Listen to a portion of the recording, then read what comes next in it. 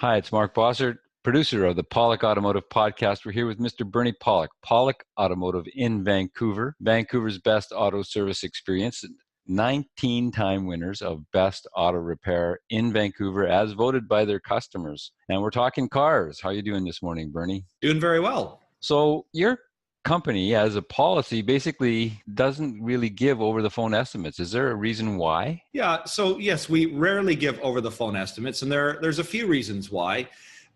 Largely, we want to make sure that when you come into our shop that you're expecting, you get what you expect. So if we tell you it's $200 to do a certain job, you come in and it's $400 or it needs a whole bunch more work, that's really going to really sets the stage for not a great relationship and probably some disappointment on your behalf.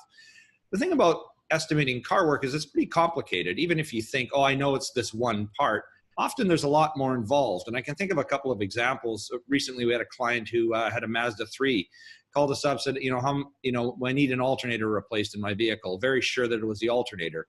Now, we didn't actually do an over-the-phone estimate for him. He brought the vehicle in, we looked at it, and we found that a battery terminal is loose.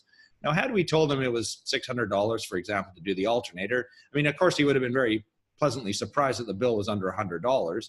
But oftentimes when someone would call and say, hey, I need an alternator, and we say it's $600 and we get the vehicle in the door, and by the way, that's just a round off the top of my head guessed price, we may find that there's belts that are worn out, there are bolts that are seized, a number of other things. Some things we don't even know till we take it apart. But generally speaking, we don't know what you're really going to need until we look at the vehicle, till we actually start taking things apart. So you're just trying to create a good customer service experience by setting proper expectations prior to actually seeing the vehicle. Exactly. Another example, we frequently get people asking, I need front brakes in my car. How much is it? Well, there are, and our normal response is we need to do a brake inspection first to see what you need. There are so many things that can affect brakes. I mean, normally it's just brake pads and rotors, but often the calipers can be seized. Sometimes if the vehicle's older, it'll need brake hoses. Does the brake fluid need to be flushed? There's a variety of things. So we really want to make sure we do the right service and with the right quality parts. So again, knowing who you are, what your expectations are as a client is important, but we need to know what the vehicle actually needs before it's truly a waste of everyone's time to make an estimate over the phone if we don't really know exactly what you need. And so this sounds almost like you're caring more about the relationship with your customer rather than just, wham, bam, here's our price, $29.95 for an oil change. Right. Exactly. Thank you, Mark, for mentioning that. It's exactly right. I mean, we really care to establish a relationship with you based on honesty, trust, and that we're going to do the right thing for your car. And that takes a bit of a process. I mean, again, a feel between whether we're the right shop for you, whether you're the right client for us, and whether we're going to do the car service the way you want. And that involves a bit of a dialogue, a conversation as to how long you're going to keep your car, what you're going to do with your vehicle. Yes, we can just stick brakes on and give you an idea of we could give you an idea of a price, but it doesn't serve you well in terms of, what are your driving needs? Maybe you need a better grade of brake pad or something. So, and we tend to look at the whole vehicle to kind of give you a big picture of what you need. So yeah, the relationship is really what we're looking at. So cars have gotten just a touch more complicated these days. I'm sure there's opportunities where somebody might say, well, I need a new X, and there's 5 other things that might be wrong up or downstream from that particular part that they are referring to. Absolutely. I mean, cars are extremely complex. I'm thinking again of a couple of things, where people might call and say, I need an oxygen sensor replaced because there's a certain trouble code in their vehicle. Without us diagnosing it and really looking at it in detail, it's hard to know for sure whether it's in fact the oxygen sensor, a wiring problem, or something else.